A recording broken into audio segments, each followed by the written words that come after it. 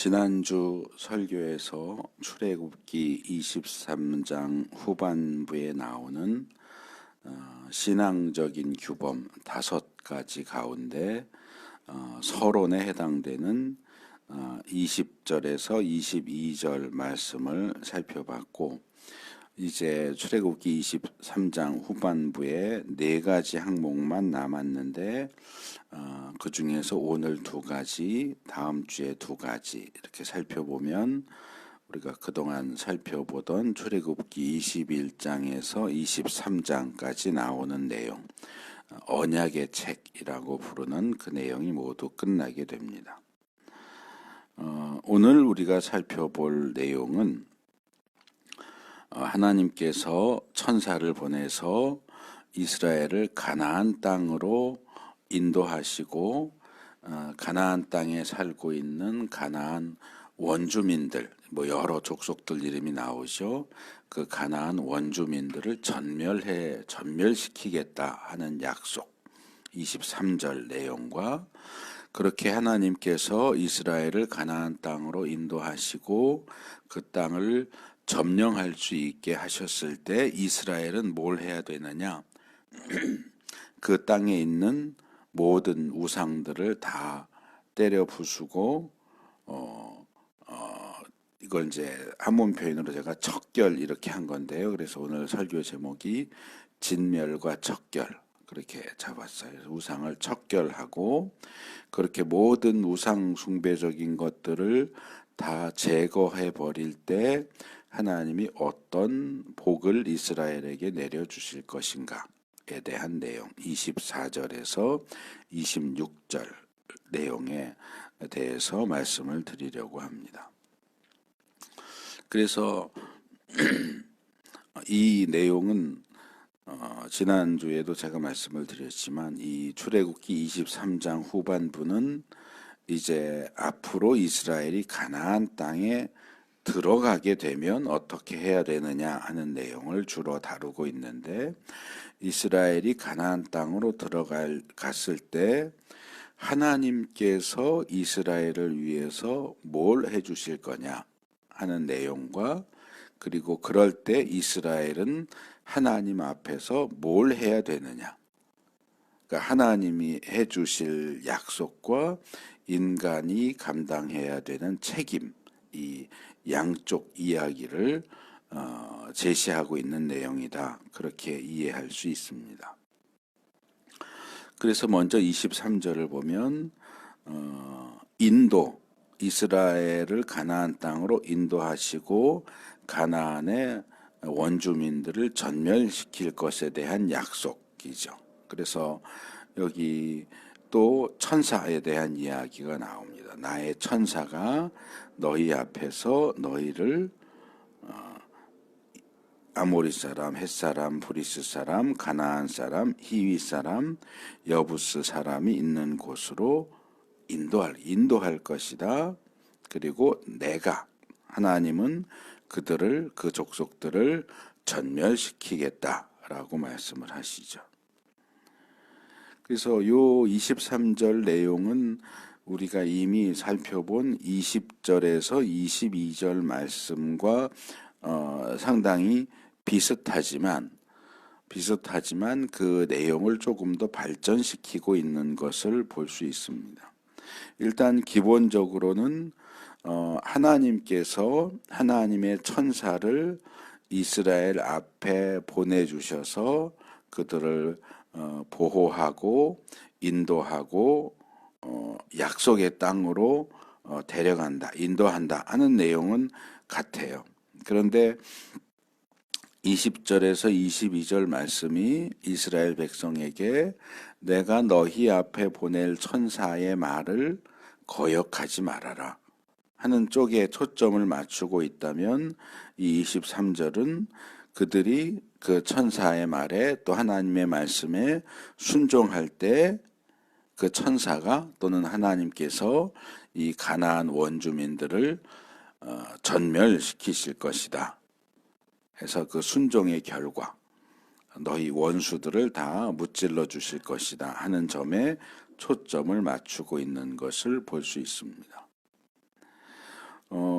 이 출애굽기에 보면 하나님께서 이스라엘의 가나안 입성, 가나안에 들어가는 것, 그리고 가나안 정복과 관련해서 그 일을 돕기 위해서 천사를 보내겠다라고 하는 말씀을 여러 차례 하고 계시는 것을 볼 수 있습니다. 이 23장 20절에서 22절에도 천사에 대한 얘기가 나왔고, 지금 살펴보고 있는 23절에도 또 천사에 대한 이야기가 나왔고, 뒤에 32장과 33장, 32장은 금송아지 사건인데 그 금송아지 사건이 일어난 직후에도 32장 34절 또 33장 1절 2절에도 역시 또 천사에 대한 얘기, 천사가 너희 이스라엘과 함께 갈 것이다 하는 내용이 나옵니다. 그런데 정작 이제 출애굽기, 레위기, 민수기, 신명기 지나서 이스라엘이 가나안 땅에 들어가고 가나안 땅을 정복하는 내용을 다루고 있는 여호수아나 사사기 내용을 살펴보면 천사에 대한 내용이 나오질 않아요. 뭐 천사가 이스라엘을 인도했다든지 천사가 가나안 족속들을 무찔렀다든지 하는 내용이 제 기억에는 전혀 한 번도 나오지 않아요. 대신 딱 한 번 천사라고 생각되는 것에 대한 내용이 나오기는 하는데, 이 여호수아가 이제 요단강을 건너서 가나안 땅에 들어가고 가나안에서 첫 번째 전투, 여리고성 전투를 앞두고 아마도 정탐하기 위해서 여리고성 근처에 갔을 때 어떤 사람을 만납니다. 그래서 너 누구냐 했더니 우리 편이냐 여리고 편이냐 그랬을 때 그 사람이 나는 하나님의 군대 사령관이다. 군사령관, 주님의 군사령관이다. 이렇게 주장하는 내용이 나옵니다. 여호수아 5장에. 아마 이 인간이 하나님의 군대 사령관일 수는 없으니까 천사겠죠. 근데 이 천사가 여호수아를 만나서 마치 하나님께서 모세를 이 가시떨기나무 가운데서 만나시면서 내 발에 신을 벗어라. 여기는 거룩한 곳이다. 라고 요구했던 것처럼 여호수아에게도 신을 벗어라. 라고 요구하기는 하지만 그 이후에 뭐 예를 들어서 여리고성을 점령하기 위해서는 어떤 작전을 쓰라든지 앞으로 가나안 정복의 가나안 전쟁에서 승리하기 위해서는 이렇게 해라. 라든지 그런 어떤 뭐 정보나 뭐 비결이나 비법이나 그런 걸 알려주지도 않고 그냥 그렇게 만났다. 만나서 신발 벗으라고 했다. 그러고 그냥 끝나요. 실제로 이 가나안 입성과 가나안 정복 전쟁에 있어서 천사가 직접 언급되면서 천사가 이런 일을 해줬다라고 하는 내용이 한 번도 나오지 않는다는 거죠. 그러면 여호수아서나 사사기에 나오는 그런 천사에 대한 언급이 전혀 나오지 않는 것과 이 출애굽기에서 하나님이 여러 차례 내가 천사를 너희 앞에 보낼 거고 천사가 너희와 함께 갈 거고 너희를 보호하고 인도하고 또 적들을 무찌를 것이다 라고 말씀하신 내용은 어떻게 되는 거냐? 둘 중에 하나는 뭔가 맞지 않는 듯한 특별히 출애굽기에 나오는 천사에 대한 말씀이 여호수아나 사사기에 그때 그 말씀이 이렇게 실현됐다, 이렇게 성취됐다 이런 내용이 하나도 나오지 않기 때문에 이 천사에 대한 말씀을 우리가 어떻게 이해해야 될까 하는 문제가 생깁니다. 그런데 저는 이 부분에 대한 해답을 오늘 살펴볼 본문은 아니고 다음 주에 살펴볼 본문인데 이 출애굽기 23장 27절과 28절을 보면서 발견을 했어요. 27절엔 이렇게 하나님이 말씀하세요. 내가 나의 위엄을 너희보다 앞에 보내어 너희가 만날 모든 백성을 혼란에 빠뜨리고 너희 모든 원수가 물러서서 달아나게 하겠다. 20절에서 22절, 23절 또 32장, 33장에서는 천사를 보내겠다 그랬는데 여기 27절에서는 위엄을 보내겠다 이렇게 돼 있고요. 28절에는 내가 말벌을 너희보다 앞질러 보내어 히위 사람과 가나안 사람과 헷 사람을 너희 앞에서 쫓아내겠다라고 말씀하세요. 그러니까 제가 소개한 다른 구절에서는 계속 일관성 있게 천사를 보낸다라고 되어 있는데 여기 27절과 28절에는 위엄을 보내겠다, 말벌을 보내겠다 이렇게 다르게 나와 있다고 하는 거죠. 여기 위엄이라고 번역된 단어는 두려움이에요. 두려움, 공포. 그러니까 위엄 그러면 뭔가 좀 엄근하고 진지하고 이런 어떤 모습을 떠올릴 수 있지만 원래 단어가 의미하는 건 두려움을 보내겠다, 공포를 보내겠다. 어떤 소문 퍼지는 그런 걸 떠올려도 좋고 여호와 하나님에 대한 공포, 이스라엘 민족에 대한 공포. 그래서 이스라엘에 대한 소문만 들어도 벌벌벌 떨고 저기 멀리 이스라엘 백성이 나타나기만 해도 너무 무서워서 도망갈 수밖에 없는 어떤 그런 심리 상태를 만들겠다. 그리고 여기 말벌이라고 번역된 것은 사전적인 뜻을 보면 장수말벌이라고도 하고 왕벌 이렇게도 하는데 어쨌든 어떤 말벌을 통해서 백성들을 쫓아내겠다. 그런 내용을 말씀을 하시는데 여기 새번역 성경 28절 각주를 보면 이 말벌은 문자적인 벌일 수도 있지만 재앙이나 전염병을 가리키는 것일 수도 있다 이렇게 설명을 하고 있죠. 그래서 위엄과 말벌이 천사를 대신해서 어떤 역할을 하고 있는 내용이 여기 나옵니다. 그래서 이 말씀들의 근거에서 저는 하나님이 천사를 보내겠다라고 하신 그 말씀은 영적인 존재, 우리가 알고 있고 생각하는 영적인 존재인 천사를 보내겠다라고 하는, 천사는 근데 우리가 볼 수가 없잖아요. 영적인 존재니까. 천사를 보내겠다라고 하는 의미이기도 하지만 또 다르게 보면 이 천사가 어떤 공포 분위기를 조성하고 가나안 족속들이 무서워서 도망가게 하는 그런 역할을 배후에서 하도록 만들겠다. 그런 의미로 읽을 수도 있을 것 같아요. 그래서 첫 번째 27절에 나오는 위험, 공포에 대한 부분은 여호수아 2장 9절에서 11절, 5장 1절, 또 10장 이런 곳에 보면 이미 이스라엘 백성과 전쟁을 하지도 않았는데도 가나안 족속들이 이스라엘에 대한 이야기만 들으면 벌벌 떨면서 공포에 빠져 있는 모습을 발견하게 됩니다. 그래서 소문만 들었을 뿐인데도 가나안 족속들은 이스라엘 민족을 엄청나게 두려워하고 있어요. 싸울 생각도 못하고 도망가야 되겠다. 또 28절에 나오는 말벌 또는 재앙에 대한 부분들은 가나안 정복 전쟁 가운데 나타난 어떤 초자연적인 역사들을 상징적으로 가리키는 것이 아닐까. 예를 들면 여호수아 3장과 5장을 보면 이스라엘이 가나안에 들어갈 때부터 이적적인 역사가 나타나죠. 뭐예요? 요단강이 갈라져요. 마치 홍해를 가르고 건넜던 것처럼 요단강이 갈라지고 그냥 맨 땅으로 강을 건너는데 이것도 일반적으로 있을 수 없는 초자연적인 일이죠.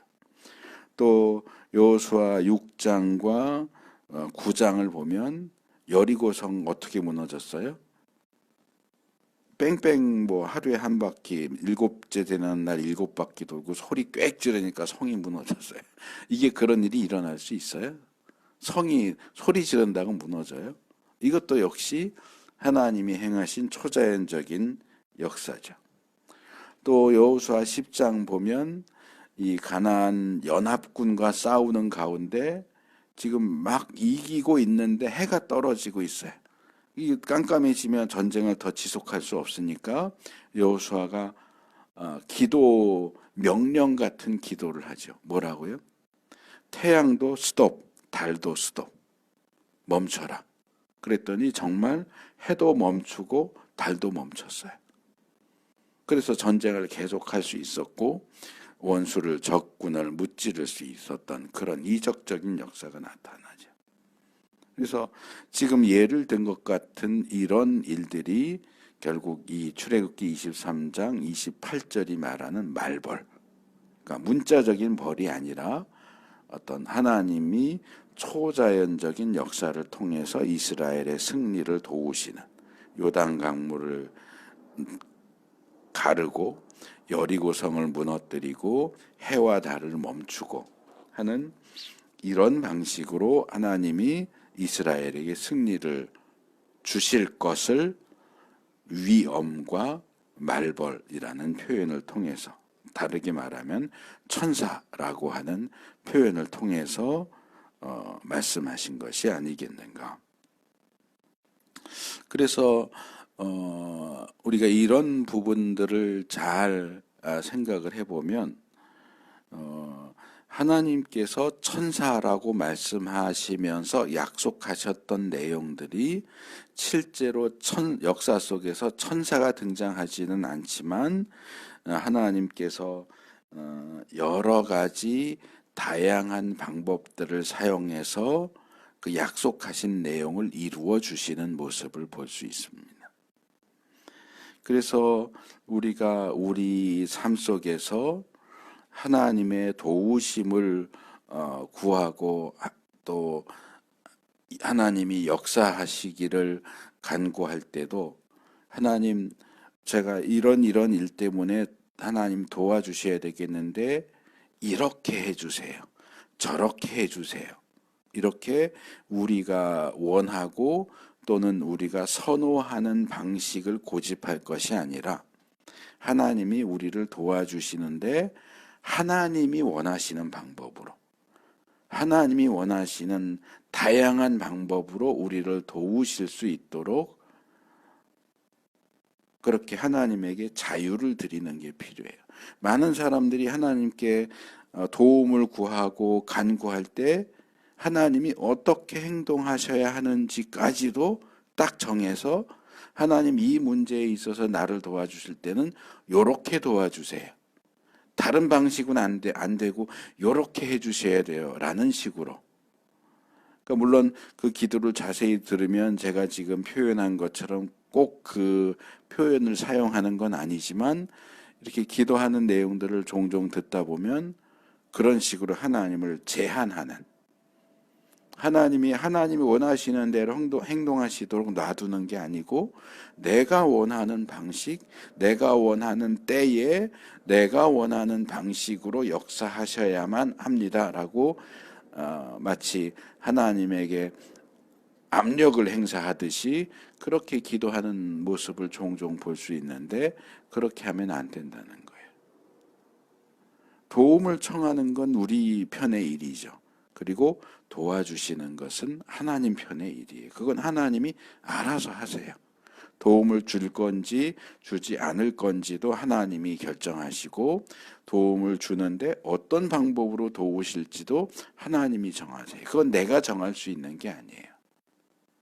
그래서 내가 정하는 방법을 고집하고 내가 요구하는 방법대로 하나님이 하지 않으시면 하나님 나 돕지 않는다 그러고, 하나님 나 사랑하지 않는다 그러고, 하나님 나 돕지도 않는 하나님 안 믿을 거라고 그러고, 그리고 땡깡 부리고 삐지고 그런 모습들을 종종 보게 되는데, 이런 내용들이 사실 우리의 신앙생활과 밀접한 관련이 있어 보이지는 않지만 이 본문이 우리에게 교훈하고 있는 원리를 우리에게 적용한다면 이런 식으로 적용하는 것도 가능합니다. 그래서 우리가 하나님께 도우심을 구할 때 우리의 방법을 고집하지 말고 하나님께서 알아서 자유롭게 행동하실 수 있도록 놔드려라. 하나님께 자유를 드리는 것이 필요하다. 좀 생각해 볼 문제라고 생각합니다. 자, 두 번째로 24절에서 26절에 나오는 이제 이스라엘이 해야 될 일이죠. 먼저는 이스라엘이 그렇게 가나안 땅에 들어가게 된다면 가나안 땅에 있는 모든 우상들을 다 때려 부셔야 된다. 우상 척결. 그리고 그렇게 이스라엘이 하나님의 명령에 따라 가나안 땅의 모든 우상을 다 때려 부시면 그 결과가 어떻게 나타날 것인가. 그 결과 하나님께서는 또 이스라엘에게 순종하는 이스라엘에게 무엇을 해주실 것인가. 그래서 대부분의 우리 신앙생활이 이런 방식이에요. 성경을 보면. 우리가 뭐 구원을 얘기할 때도 우리가 하나님의 은혜로 구원받는다라고 얘기하죠. 맞는 얘기예요. 하나님의 은혜가 아니면 우리가 구원받을 수 있는 방법이 없죠. 그런데 또 한편으로는 우리 인간편에게도 무언가를 요구해요. 뭘 요구하죠? 구원받으려면 뭘 해야 돼요? 믿어야 돼요. 하나님의 은혜가 아니라면 우리가 아무리 믿는다고 해도 구원받을 수 없겠지만 하나님의 은혜로 우리가 믿음을 통해 구원받을 수 있게 해주셨는데 난 믿는 것도 싫고 다른 방법으로 구원해 주세요. 그러면 구원받을 수 있을까요? 없을까요? 하나님이 믿음으로 구원받을 수 있다라고 하셨는데 난 믿는 건 싫고 다른 거 할래요. 그러면 믿음 이외에 다른 방법으로 구원받을 수 있는 가능성이 있느냐? 없어요.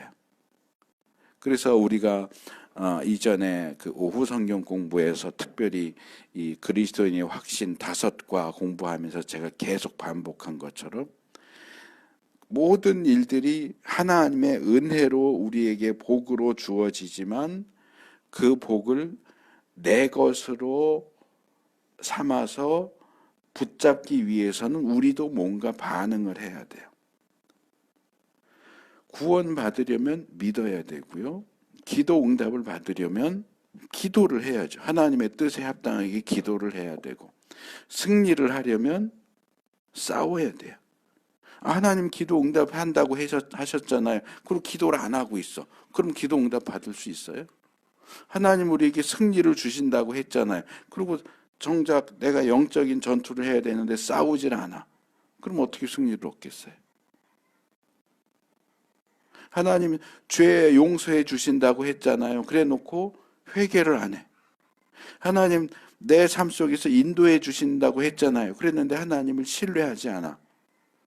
그 모든 것들이 다 짝이 있어요. 하나님이 하나님의 은혜로 우리에게 구원도 주시고 기도응답도 주시고 승리도 주시고 죄사함도 주시고 인도도 해주시지만 인간 편에서 믿지 않고 기도하지 않고 싸우지 않고 회개하지 않고 하나님을 신뢰하지 않으면 어떤 일도 일어나지 않아요. 그래서 이것이 우리 신앙생활에서 굉장히 중요한 원리가 된다 하는 걸 기억을 하셔야 돼요. 하나님은 하나님께서 자유롭게 또 은혜롭게 일하시고 우리에게 무언가를 베풀어 주시지만 그것을 내가 붙잡아서 내 것으로 삼기 위해서는 인간 편에서도 무언가를 해야 된다. 그러니까 이건 행위를 얘기하는 게 아니고 제가 구원과 믿음에 대해서 얘기할 때 믿음은 반응이다. 행위가 아니고 반응이다 하는 얘기를 여러 차례 말씀을 드렸는데 반응하는 거예요.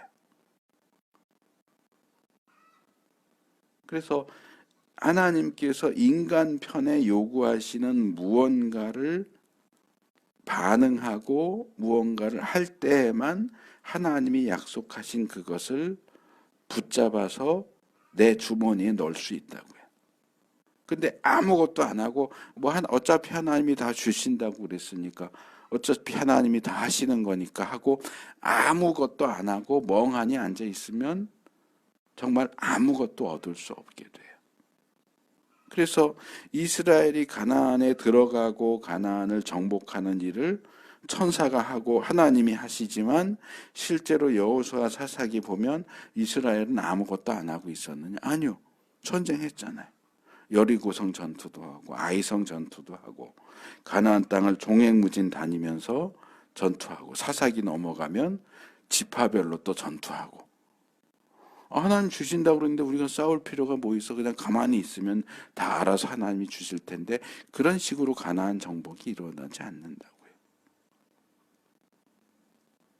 또 이 24절에서 26절 말씀을 보면 그렇게 해서 가나안 땅을 정복했다고 해도 이제 하나님이 가나안 땅 주셨으니까 그냥 누려 이제 즐기고 누리면 돼. 아니요.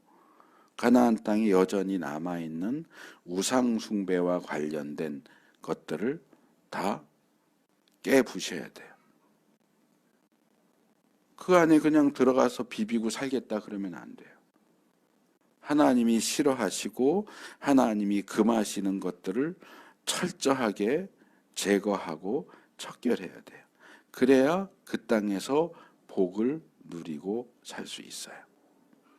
자, 예를 들어서 우리나라에는 그런 경우가 많지만 무속 종교를 믿다가 또는 불교를 믿다가 기독교로 개종했어요. 책도 쓰고 그런 사람이 있지만 예를 들어서 무당 일을 하다가 예수님을 믿게 됐어요. 근데 나 예수님 믿어요. 주일날 교회 나가고 수요일도 나가고 금요일도 교회 나가는데 여전히 무당 일을 하고 있어요. 그럼 그 사람 그리스도인이에요? 교회도 나가고 예전엔 교회 안 나가고 무당 일만 했는데 이제 교회는 나가요. 근데 교회는 나가면서 여전히 무당 일을 해요. 그 사람 그리스도인이에요? 불교 절에 다니던 사람이 예수님 믿는다 그러고 한 주는 교회 가고 한 주는 절에 가고 그럼 그 사람 진짜 그리스도인 맞아요? 아니에요. 내가 예수님을 믿겠다, 하나님을 믿겠다고 했으면 하나님과 반대되는 것들은 깨끗이 청산해야 돼요. 그걸 계속 붙들고 가면 안 돼요. 제가 지금 종교를 예를 들었지만 종교만 그런 게 아니에요. 우리가 우상처럼 생각하는 모든 것들, 돈도 그렇고 명예도 그렇고 권력도 그렇고 그런 것을 위해서 하나님이 금지하시는 일들을 여전히 하고 있다면 그 사람은 참된 그리스도인이라고 말할 수 없어요. 하나님의 백성다운 모습을 취한다고 말할 수 없죠. 그래서 하나님이 이스라엘을 안전하게 가나안 땅에 정착하게 해주셨을 때 이스라엘은 뭘 해야 되느냐 하는 것이 여기 24절과 25절 상반절까지 나오는 내용이고 이스라엘이 하나님의 명령에 따라 우상을 척결하면 25절 중반절과 26절은 하나님이 그들에게 어떤 복을 내려주실까 하는 내용이 나오고 있는 겁니다. 조금 다른 얘기가 될 수 있는데 제가 여러 차례 그 말씀 드렸잖아요. 우리가 하나님께 기도하면서 하나님 축복해 주세요. 이거 용어 쓰면 안 된다고. 왜 축복이라는 용어 자체가 빌축자에다 복복이기 때문에 하나님 아무개를 축복해 주세요. 그 얘기는 풀어서 말하면 하나님 아무개가 복을 받도록 빌어 주세요. 그런 뜻이. 복을 주세요가 아니고 복을 받도록 빌어 주세요. 그런 뜻이 되거든요. 하나님 누구한테 복을 빌까요? 하나님이 제일 높은 분인데. 하나님 위에 또 누가 있어요? 하나님이 우리가 하나님 앞에 와서 무릎 꿇고 기도하고 복을 빌듯이 하나님이 또 다른 존재 앞에 가서 무릎 꿇고 저 사람 제발 좀 복 좀 내려주세요 하고 빌어요? 그래서 하나님께 기도할 때는 축복해 주세요라고 하는 용어를 쓰면 안 된다고 제가 여러 차례 말씀을 드렸는데, 어떤 사람은 이렇게 기도할 때 보면 신경 쓰는 게 보여요.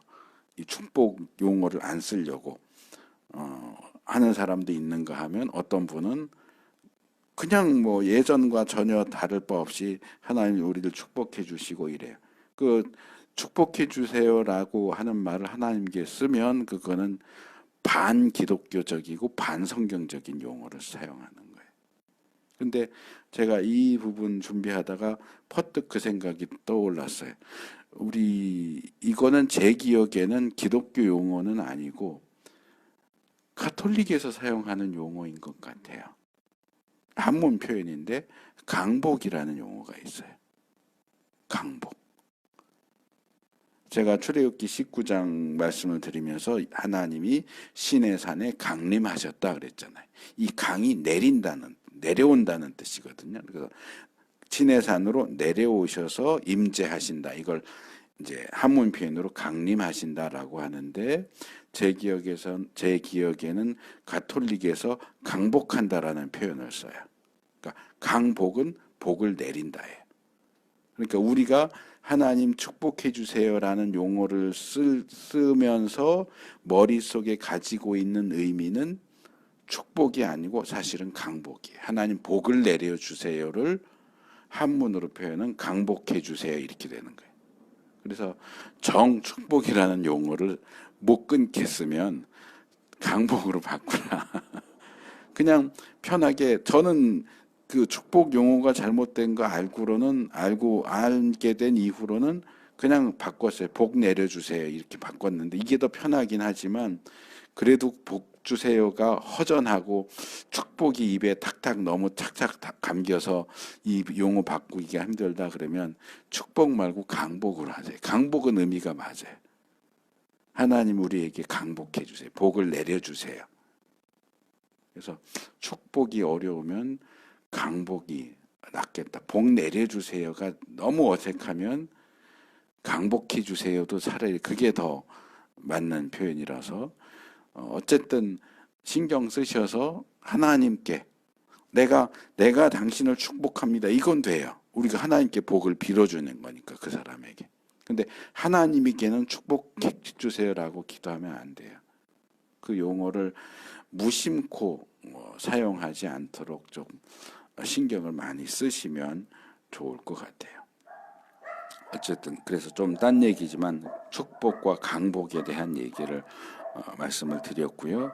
이제 이 24절에서 26절의 앞부분, 우상 척결 명령 24절과 25절 상반절에 우상을 어떻게 척결할 것인가에 대해서 네 가지로 이야기를 합니다. 먼저 24절 상반절은 너희는 그들의 신들에게 엎드려서 절을 하여 섬기지 말 것이며 이렇게 얘기했어요. 그러니까 가나안 땅에 들어가고 왜 이렇게 개들이 짖지? 가나안 땅에 들어가서 가나안 원주민들을 다 쫓아내면, 뭐 쫓아낸다고 하지만 쫓아만 내겠어요? 죽이기도 하겠죠. 전쟁이니까. 그러면 그들이 살던 집도 남아있을 거고, 그들이 가서 제사 드리고 섬기던 신전, 이제 여기 여호수아부터 여기 보면 이제 산당이라고 많이 나오는데, 그 산당도 남아있을 거고, 우상도 남아있을 거고, 그럴 텐데, 거기 가서, 야, 이거 뭔가 의리의리한데, 뭔가 대단해 보이는데, 그리고, 야, 나도 이 신을 섬겨야 되겠다. 이 신 섬기면 나도 복 받을 것 같아. 해서 그 신들 앞에 가서 절하고 섬기지 말라는 거예요. 사람들이 우상을 왜 섬길까요? 가장 중요한 이유는 복 받으려고 섬기는 거예요. 뭔가 그 신이 나에게 이득을 줄 것 같고 복을 줄 것 같으니까 복 받으려고 우상을 섬기는데, 이제까지는 광야 이렇게 지내오면서 하나님을 경험해 봤고 하나님이 뭐 이런저런 역사들을 하시는 것도 알겠는데, 특별히 이 당시에 이스라엘 사람들에겐 더 그래요. 우리가 우리나라 옛날 이야기나 특별히 그리스 로마 신화 같은 거 보면 이런 거 나오잖아요. 예를 들어서 그리스 로마 신화에서 가장 높은 신은 제우스 신이에요. 제우스 또는 주피터 신이에요. 제우스 신이 통치하는 영역이 어디죠? 하늘이에요. 근데 이게 삼형제잖아요. 신들이. 제우스 신이 있고 그 다음에 포세이돈이 있어요. 포세이돈 신은 어디를 다스려요? 바다를 다스리죠. 바다의 신이죠. 그리고 막내 하데스는 어디를 다스려요? 지하세계 또는 죽은 이후의 사후세계를 다스려요. 이런 식으로 대부분의 이 고대 사람들 생각에서 신들은 다 자기 영역이 있어요. 그러니까 예를 들어서 제우스는 하늘에서는 자기 힘을 100% 발휘하지만 바다로 가거나 지하로 가면 자기 힘을 다 쓸 수가 없어. 왜? 바다는 포세이돈의 영역이니까. 그러니까 하늘에서는 자기 마음대로 하지만 바다 가면 힘을 못 써. 포세이돈한테 져요. 그래서 이런 식의 이것을 이제 로컬 갓, 그래서 번역할 때 뭐 지역신, 지방신 이런 식으로 이제 번역을 하는데, 이게 고대 근동의 일반적인 생각이에요. 우리나라도 뭐 옛날에 뭐 고구려 세운 주몽 보면 뭐 주몽 아버지 해모스가 강의 신이잖아요. 하백도 강의 신이고 물의 신이 있고 산의 신이 따로 있고 뭐 이런 것처럼 다 영역이 있어요. 그래서 이스라엘 사람들에게 하나님은 광야의 신이에요. 광야의 신이고 전쟁의 신이야. 그러니까 광야를 지나갈 때는 여호와 하나님이 꼭 필요해요. 그리고 전쟁을 할 때는 여호와 하나님이 필요해요. 근데 이제 가나안에 넘어왔거든요. 가나안은 더 이상 광야가 아니에요. 그리고 전쟁도 다 끝났어요. 이제 뭐 하고 먹고 살 거냐? 거기서 농사 짓고 먹고 살아야 되는데 바알 신이 농사 신이에요. 그러니까 이스라엘 사람 입장에서는 자, 우리가 광야를 지낼 때는 여호와 하나님을 믿어야 되지만 이제 가나안 땅에 들어와서 농사 짓고 먹고 살려니까 아무래도 이거 신을 갈아타야 되겠다. 여호와 하나님은 농사 짓는 데는 아무 도움이 안 돼. 그러니까 농사에 도움이 되는 바알 신을 섬기자. 이렇게 되는 거예요. 왜 이스라엘 사람들이 가나안에 들어가서 구약시대 거의 처음부터 끝까지 계속 우상숭배 때문에 책망받고 너희가 바알이냐 하나님이냐 선택해라 이런 얘기를 계속 듣느냐? 바로 그것 때문이에요. 자기의 이득을 위해서.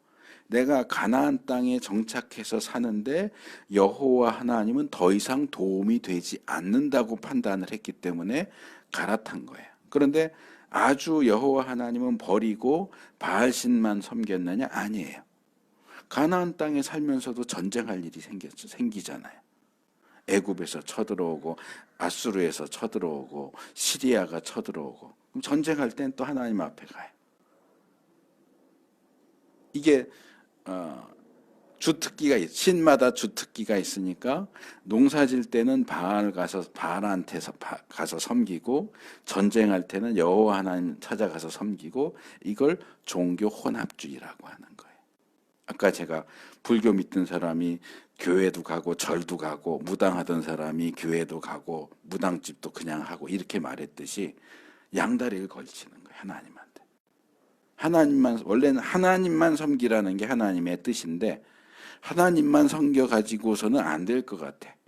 그러니까 농사 짓는 사람은 바알신을 섬기고, 뭐 장사하는 사람은 뭐 장사하는 거 도와주는 신을 섬기고, 이런 식으로 한쪽은 하나님에게 걸치고 다른 쪽은 자기에게 도움이 된다고 생각하는 다른 신을 섬겨. 종교를 섞어버려. 종교 혼합주의. 우리가 구약 성경에서 이스라엘이 우상을 섬겼다라고 말할 때는 하나님은 완전히 제쳐버리고 이제 포기하고 다른 신을 섬기는 그런 우상 숭배가 아니에요. 하나님도 섬기면서 다른 신도 섬기는 그런 방식의 종교 혼합주의적인 우상 숭배예요. 근데 우리도 그런 일을 하고 있잖아요.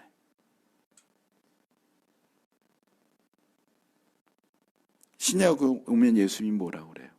너희가 맘몬과 하나님을 함께 섬길 수 없다. 맘몬은 아람의 재물신이에요. 돈신이에요. 돈신.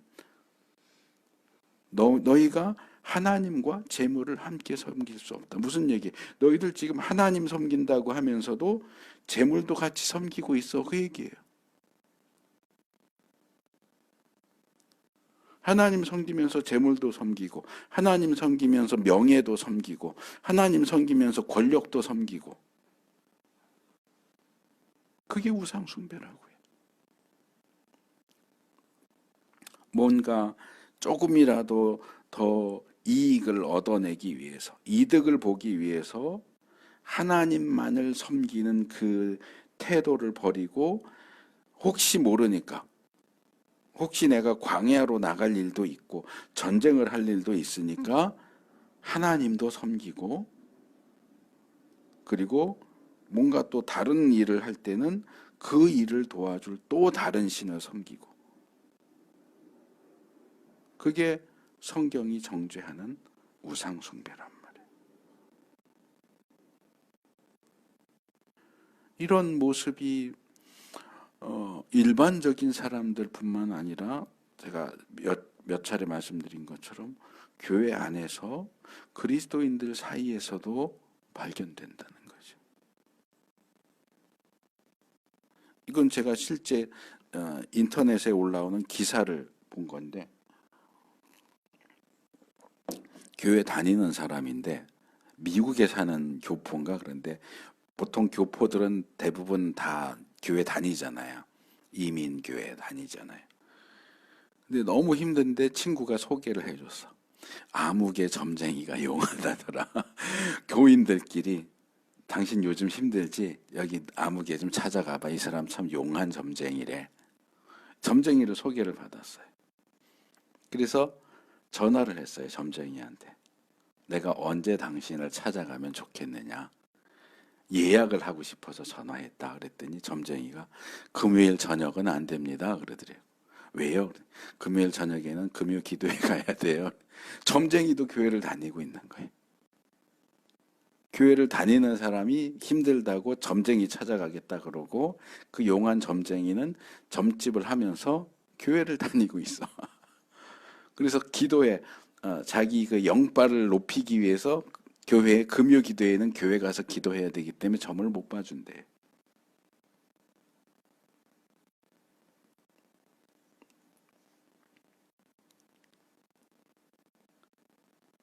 교회 안에 그런 사람들 참 많습니다. 제가 종종 삐진다라는 표현 쓰는데,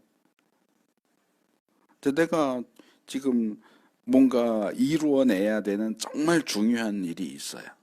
그게 뭐 학교에 들어가는 입학하는 문제일 수도 있고, 결혼하는 문제일 수도 있고, 건강의 문제일 수도 있고, 또 사업의 문제일 수도 있어요. 그래서 하나님한테 열심히 기도했어요. 헌금도 하고 기도도 열심히 했는데 결국 하나님이 안 도와주셨어. 그러면 이제 그 하나님한테 삐지는 거죠. 내가 열심히 기도했더니 하나님이 도와주셔서 잘 됐어. 그러면 막 하나님한테 간이라도 빼줄 것처럼 하나님 그러고 쫓아다니는데, 안 들어주면 쳐다도 안 봐요. 인사도 안 해요. 삐져가지고 교회도 안 나오고, 하나님 내 기도 내가 원하는 거 안 들어줬으니까 나 교회 안 나갈 거예요. 하나님은 안 믿을 거예요. 내 기도 더 잘 들어주고 내 소원 더 잘 들어주고 나에게 이득을 더 줄 것 같은 다른 데 갈 거예요. 불교를 가든지 절간을 가든지 점쟁이를 찾아가든지. 그리스도인이라는 이름을 가지고 있는 사람들 중에도 그런 식으로 행동하는 사람들 좀 많이 봤어요. 우리의 신앙이 이렇게 우리가 섬기는 대상이, 우리가 믿는 신이 우리에게 어떤 이익을 주느냐에 따라 달라지는 것을 기복신앙이라고 하는 거예요. 기복, 복을 구하는, 복을 추구하는 신앙. 내가 그 신을 얼마나 열심히 믿을 거냐 하는 것은 그 신이 나에게 복을 얼마나 주느냐. 나에게 복을 잘 주면 잘 믿을 것이고 복 안 주면 나도 그 신을 안 믿을 거고. 온통 관심이 하나님 손에 들려져 있는 복에만 가 있고 하나님에게는 가 있지가 않아요.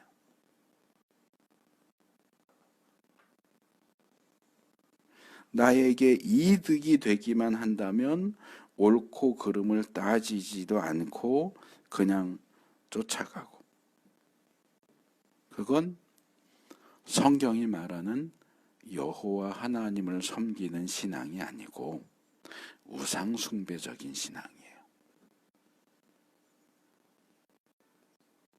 근데 그냥 신앙이 붙어 있으니까 그게 성경적인 신앙인지 우상 숭배적인 신앙인지를 가르지 않고 그냥 다 똑같은 신앙이라고 생각해요. 기복신앙은 성경적인 신앙이 아니에요. 아무리 마지막 날에 하나님한테 가서 나 이렇게 하나님을 믿었는데요 하고 기복신앙 끄집어내도 하나님은 그거 신앙이라고 쳐주지도 않아요. 너는 나한테 와서 주여 주여 제가 이것도 하고 저것도 하고 해봐야 나는 도무지 너희를 알지 못한다. 네가 언제 나를 믿었는데? 네가 복을 믿었지 나를 믿었냐?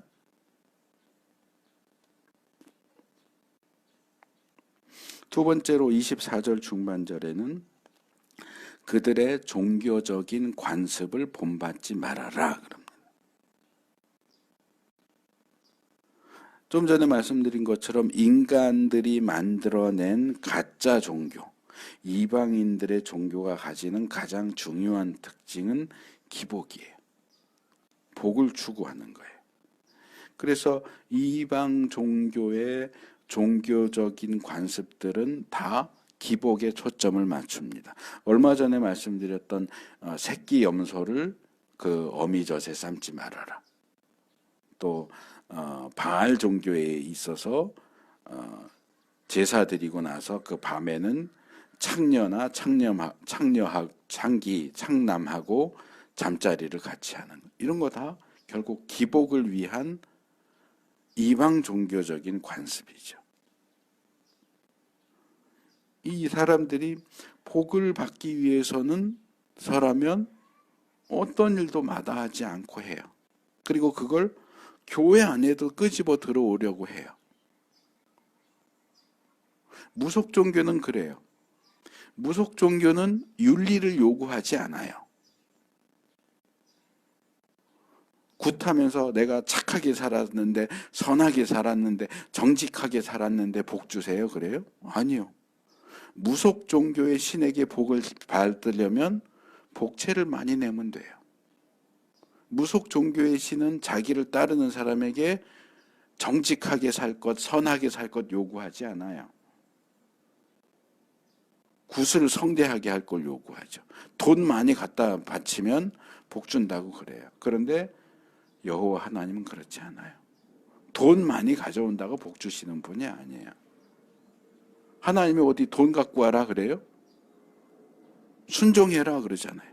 선하게 살고 거짓말하지 말고 악행하지 말고 우상 숭배하지 말고 하나님만 섬겨라 그러잖아요.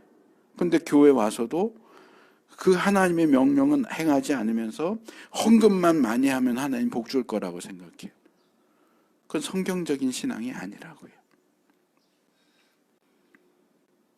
그래서 하나님, 참 하나님을 믿는 참된 종교를 따르는 하나님의 백성들은 가짜 종교가 추구하는 잘못된 목표, 잘못된 방법을 따라하지 말아라 라고 금지하시는 거예요. 세 번째로 24절 하반절에는 신상들을 다 부수고 그들이 신성하게 여기던 돌 기둥들을 깨트려 버려라 이렇게 말씀하세요.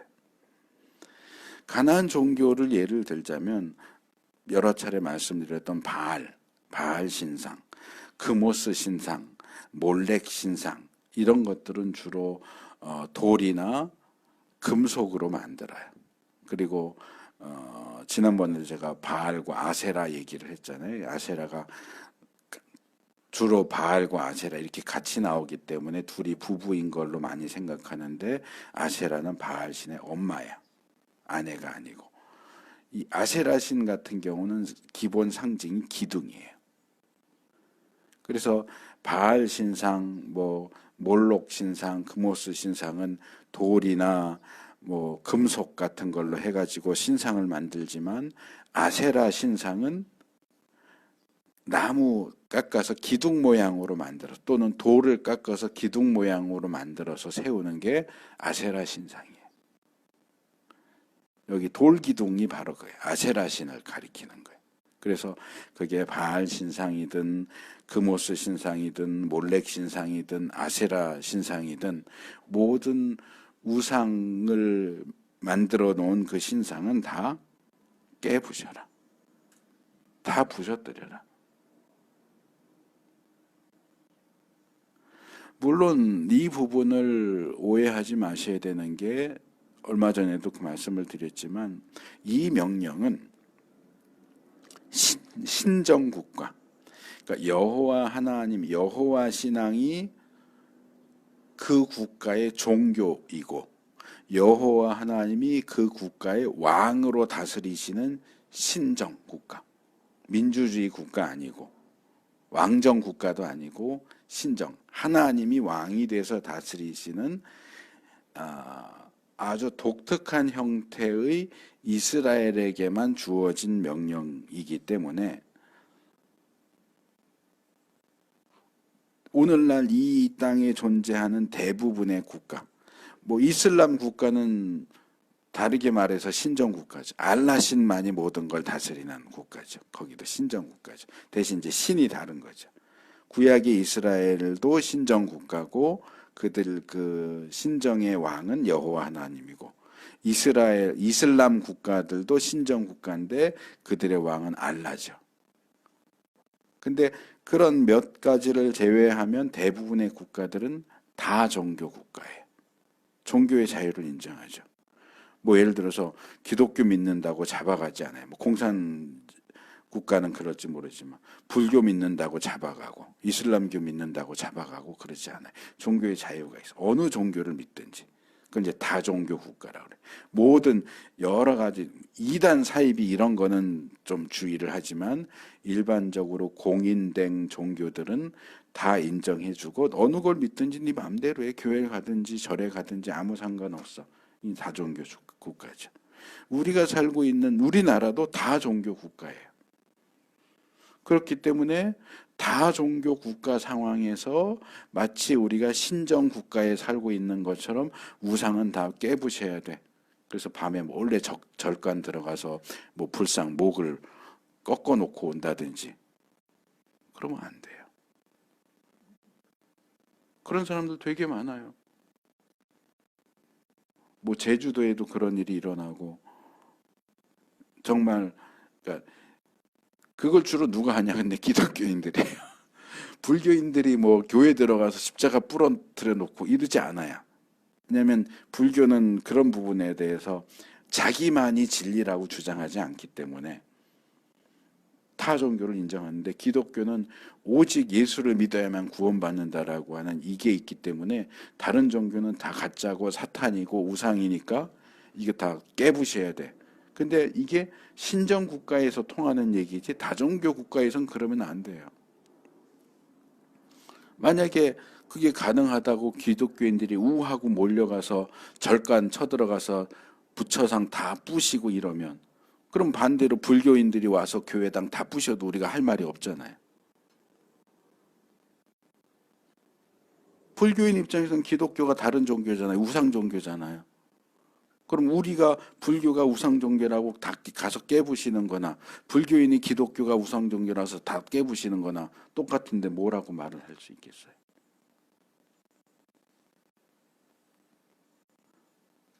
다른 종교와 그들이 믿는 신들이 가짜인 게 사실이에요. 가짜예요. 그리고 거기에는 구원이 없어요. 가짜 신이고 구원도 없는 게 사실이지만, 우리가 발 디디고 있는 사회의 질서 유지를 위해서라도 그렇게 막 쳐들어가서 깨부시고 그렇게 하면 안 돼요. 질서가 깨져버려요. 그럼 전쟁 나는 거예요. 전쟁이야 하고 종교와 종교가, 종교인과 종교인 사이 전쟁이 일어나는데, 그런 전쟁의 원인을 제공하는 것은 어리석은 일이에요. 그래서 우리가 타 종교인들에게 복음의 진리를 전하고자 노력해야 하지만, 마땅히 그렇게 해야 되지만, 우리들 자신과 또 우리 공동체 교회 안에 어느 사이엔가 스며들어와 있는 우상숭배적인 요소를 깨트려 버리는데 더 많은 신경을 써야 돼요. 교회 안에 우상숭배적, 이방 종교적인 요소들이 굉장히 많이 들어와 있어요. 예를 들어서 이게 관원상제 생각해 보세요. 뭐 다 그런 건 아닌데 교회 안에도 이런 분들이 있어요. 가족이 죽었어요. 그러면 오늘 고인이 돌아가신 지 49일째 되는 날인데 와서 예배 드려주세요. 왜 49일째 되는 날 예배 드려달라고 그러죠? 그게 무속종교에서 말하는 49제잖아요. 죽은 영혼이 무슨 벌을 받을지, 지옥 가도 어느 지옥에 갈 건지를, 그거를 여러 6개인가 7개 되는 종류에서 며칠씩 나눠서 재판을 받아야 다. 재판을 다 받고, 이 재판이 아마 제 기억에는 그래서 77이 49제일 거예요. 7가지 재판 과정을 각각 7일씩 걸려서 49일 걸리면 다 끝나요. 그래서 드디어 이제 모든 재판을 다 받고 편하게 저승을 갈 수 있게 된 것을 기념하면서 드리는 제사가 49제예요. 기독교엔 그런 개념이 없어요. 근데 그 관습이 물들여져서 목사님 찾아와서, 목사님 뭐 우리 남편 돌아가신 지 49일째 되는 날이니까 예배 드려주세요. 기독교인 49제가 없다고요. 그건 무속종교에서 하는 것이. 뭐 49제, 49일째 되는 날 예배 드려주세요 하는 사람은 많진 않아요. 소수이긴 하지만 이건 또 다르죠. 매년 저도 교회에서 부교육자로 있을 때 그 요청을 굉장히 많이 받았는데, 오늘 우리 부모님 돌아가신 날인데, 기일인데 와서 예배 드려주세요. 추모 예배 들어주세요. 기독교는 기일도 사실은 지키지 않습니다. 기일 지키는 것도 무속종교에서 하는 거예요. 그래서 조금 빡빡하게 하는 사람들 중에는 교회 안에 추도 예배 드리는 것도 그 잘못된 거다. 우상숭배적이다. 그렇게 주장하기도 해요. 뭐 기일을 지키고 49제 드리고 이사 갈 때 길일, 결혼할 때 길일, 뭐 결혼할 상대방하고 궁합. 장로님 권사님들 중에도 그거 하는 사람들 굉장히 많아요. 그거 다 이방 종교의 풍습이잖아요. 왜 하나님의 백성이 다른 신을 섬기는 사람들이 하는 그런 일들을 합니까?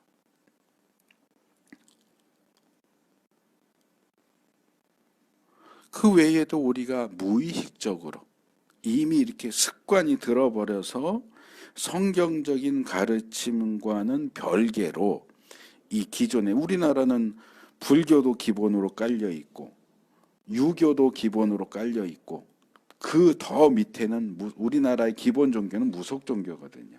불교도 밖에서 들어온 거고 유교도 밖에서 들어온 거고 기독교도 밖에서 들어온 거잖아요. 그러다 보니까 그냥 종교를 따로 접하지 않고 살아도 기본적으로 불교적인 거, 유교적인 거, 무속 종교적인 것들이 우리 안에 있어요. 의식 속에.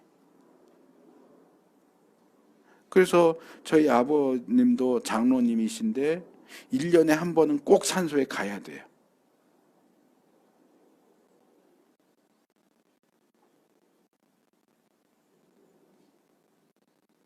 그래서 그냥 뭐 이 사회의 기존의 관습을 따라가는 건데 라고 하지만 그 관습이 성경적이고 기독교적인 것과 맞지 않을 때는 하지 말아야 돼요. 관습이고 풍습이고 습관이고 아니요. 그게 중요한 게 아니에요. 성경에서는 그런 모든 것들 이방 종교의 관습 따르지 말라고 하거든요. 그런 걸 따르는 건 우상 숭배예요. 그래서 성경적이지 않은 것들을 잘 분별해서 배격할 필요가 있습니다. 25절에 넘어오면 네 번째로 너희는 주 너희 하나님 나만을 섬겨야 한다라고 이야기합니다. 이게 우상 숭배 척결 명령이 결국은 오직 여호와 하나님만을 섬기는 것을 목적으로 하고 있다 하는 것을 보여주죠. 여호와 하나님만을 섬긴다는 것은 우리의 모든 생각과 행동이 하나님 중심으로 틀이 잡혀야 한다는 얘기입니다. 우리의 모든 판단과 행동의 기준이 야훼 하나님이어야지 우리 자신과 우리의 생각, 우리의 경험, 우리의 습관, 또 우리의 이익 이런 것들이 기준이 되어서는 안 된다는 거예요. 이제까지는 믿기 전까지는 우리가 우리 자신을 중심으로 해서 살아왔다면 하나님을 믿기로 했다면 이제는 내가 중심이 아니라 하나님이 중심이 되셔야 되는 얘기다는 얘기예요. 바울이 고린도전서 10장 31절에서 그러므로 여러분은 먹든지 마시든지 무슨 일을 하든지 모든 것을 하나님의 영광을 위하여 하십시오 라고 말했던 것처럼 그렇게 사는 거예요. 바로 이것이 하나님께서 하나님 나라의 백성, 예수 믿고 구원받은 하나님의 백성들이 약속의 땅에 들어가서 그렇게 살기를 원하시는 방식이에요. 우리가 예수 믿고 기독교 신앙 안에 들어왔다면 마땅히 이렇게 살아야 돼요. 이전 것은 버려야 돼. 그거 붙잡고 가시면 안 돼요. 그것을 순종해서 우상 숭배적인 요소들을 다 척결시켜야 하나님이 주시는 복을 받아 누리게 될 수 있는데 우리가 이렇게 우상 척결에 대한 말씀에 순종할 때 하나님이 우리에게 주시는 복도 25절 중반절에서 26절에서 네 가지로 나옵니다. 이건 간단하게 말씀을 드리고 마칠게요. 25절 하반절, 중반절 하반절에 두 가지가 나오는데 첫 번째가 빵과 물을 주겠다 하는 거죠. 어떻게 보면 빵과 물을 주겠다는 아니 뭐 그게 뭐 복이야. 빵 주고 그러니까 밥 주는 거. 너희들이 내 말에 순종하면 밥 줄게. 뭐 그게 뭐 대단해? 안 믿는 사람 뭐라 그래? 야 교회 가면 밥이 나오냐? 뭐가 나오냐 그러잖아요. 밥 주는 게 뭐 대단해? 그럴 수 있지만 이게 가장 기본적인 생존의 문제를 해결해 주겠다는 말씀이에요. 뭐 우리가 모든 활동들을 하는 이유가 뭐예요? 근원적인 게 뭐예요? 먹고 살자고 하는 일이잖아요. 근데 먹고 살게 해주겠다는 거예요. 여기 뭐 다른 고상해 보이는 항목들을 더 덧붙일 수 있겠지만 가장 근원적으로는 먹고 사는 일이 중요하고 하나님은 그 먹고 사는 일을 책임져 주겠다라고 말씀하세요. 두 번째는 너희 가운데 질병을 없애겠다 그래요. 저도 지금 질병 때문에 어려움을 겪고 있지만 질병은 인간의 생존과 생활 모두에 심각한 영향을 행사하는 치명적인 부분이에요. 우리가 살면서 물질의 문제, 관계의 문제도 겪지만 그런 것보다 이 질병의 문제는 정말 원초적인 부분이에요. 그래서 우리가 이미 살펴봤지만 출애굽기 15장에서 마라 사건, 쓴물을 달게 만드신 사건 이후에도 하나님이 내가 너희를 치료하는 여호와다. 너희 질병을 치료해 주겠다라고 말씀하셨고 여기서 다시 한번 너희가 우상을 척결하면 너희 질병을 치료해 주겠다라고 말씀을 하시죠. 근데 그때도 지적했지만 하나님 질병 치료해 주신다. 그랬다고 해서 예수 믿으면 질병에 안 걸려 이렇게 주장하면 안 돼요.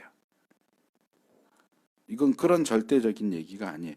우상 숭배만 하지 않으면 하나님만 잘 믿기만 하면 절대로 질병 걸릴 일이 없어. 아니요, 그 얘기가 아니고요. 어떤 병에 걸려도 무조건 나, 그 얘기가 아니고 이것은 하나님의 질병으로부터의 일반적인 보호를 가리키는 거지 절대적인 건강, 어떤 질병도 감기도 걸리지 않아 그런 얘기가 아니에요. 성경 말씀을 우리가 왜곡해서 읽지 않도록 조심하는 것이 필요합니다. 셋째로 26절 상반절에 보면 너희 땅에 낙태하거나 임신하지 못하는 여자가 없을 것이다 라고 말씀하세요.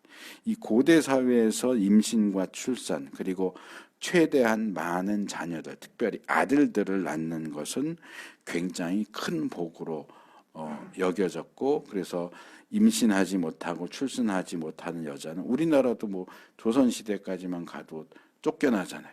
자녀를 못 낳으면. 그리고 우리가 그 사무엘의 어머니 한나 얘기에서도 볼 수 있는 것처럼 아이를 못 낳으면 괄시받아요. 근데 그런 일이 없게 하겠다고 말씀을 하시죠. 물론 이 말씀을 또 오해해서 불임이나 낙태는 하나님의 저주다 이렇게 말하면 안 돼요. 그건 하나님의 주권적인 뜻에 의해서 행해지는 거고 사라가 아이 못 낳았던 게 저주받아서일까요? 리브가가 아이 못 낳았던 것이 저주받아서일까요? 그렇지는 않아요. 하나님의 주권적인 뜻에 따라서 자녀를 주기도 하시고 안 주시기도 하고 그래서 임신과 출산은 자연스러운 과정이고 거기에 하나님의 주권적인 뜻이 개입되어 있기 때문에 우리가 마음대로 우리 주위에 그런 분들 많잖아요. 아이를 원하는데 아이가 생기지 않아요. 그거 가가지고 당신 하나님 저주받아서 아이가 안 생기는 거 이러면 안 된다고요.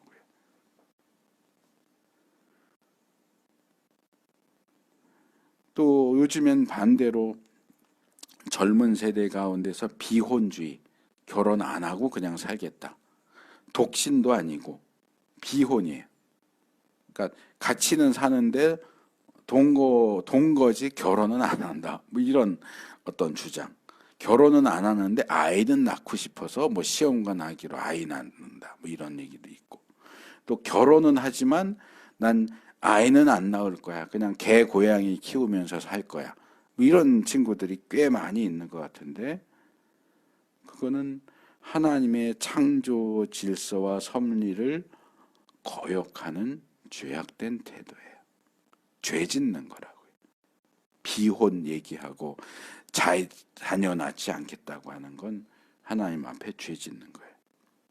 창세기 살펴보면서 말씀드렸던 것처럼 창세기 1장 28절에서 뭐라고 그래요? 생육하고 번성하여 땅에 충만하라. 땅을 정복해라 그래요. 생육하고 번성하라 그랬는데 하나님 난 생육 안 할 거예요. 번성 안 할 거예요. 하는 건 하나님의 명령을 어기는 거잖아요. 땅에 충만하고 땅을 정복해라 그랬는데 바벨탑 짓고 하나님 우리는 흩어지지 않을 거예요. 바벨탑 사건이 하나님에 대한 반역이듯이 생육하고 번성하라 그러는데 우린 결혼 안 할 거야, 우린 자녀 안 낳을 거야 하는 것도 반역이에요. 이게 너무 보편화돼서 나오니까 막 교회 다니는 청년들도 거기에 휩쓸려 가는 것 같은데 아니에요. 비혼주의, 자녀 낳지 않겠다 하는 거 이거 비성경적이고 하나님의 뜻에 거역하는 죄악된 행위예요. 마지막 네 번째로 26절 하반절에 내가 너희를 너희 수명대로 다 살게 하겠다. 그러니까 이건 장수를 가리키기도 하지만 요절 내 수명만큼 다 살지 못하고 그 이전에 뭐 사고가 나든지 질병이 나든지 전쟁에 나가서 죽든지 요절하는 일이 없겠다. 단명이나 요절 또는 더 확대시켜 보면 영생하고도 연결이 되는 부분이죠. 그래서 이 말씀은 이 완성된 하나님 나라에서 영생의 복을 누리는 것의 어떤 샘플 같은. 그래서 장수에 대한 약속은 영생하고 연결시켜서 생각할 수 있어요. 자, 오늘 살펴본 내용들을 요약하자면 가나안 땅에 들어가서 모든 우상 숭배와 관련된 것을 척결하고 오직 여호와 하나님만 섬기면서 하나님께서 허락하시는 좋은 것들을 누리면서 질병이나 낙태나 불임 이런 것들, 악한 것들과 상관없이 장수하는 삶을 살아라 하는 이 말씀은 결국 우리가 하나님 나라에서 누리게 될 아주 이상적인 모습. 예를 들면 계시록 21장 4절에 그들의 눈에서 모든 눈물을 닦아주실 것이니 다시는 죽음이 없고 슬픔도 울부짖음도 고통도 없을 것이다. 이런 것들이 다 사라져 버렸기 때문이다. 하나님 나라에서의 아주 이상적인 삶의 모습의 어떤 그림자로서 제시되고 있는 내용이다. 그래서 이스라엘이 이 약속의 땅 가나안에서 하나님의 뜻에 부합하는 풍성한 삶을 살도록 요구받고 있고 또 그런 풍성한 삶에 근거해서 영원한 하나님 나라에서의 삶을 바라보도록 하신 것처럼 우리도 지금 여기에서 하나님의 뜻에 부합하는 순종의 삶을 살면서 하나님 나라를 향해서 그 나라를 바라보고 전진할 수 있는 우리 모두가 되기를 축복합니다.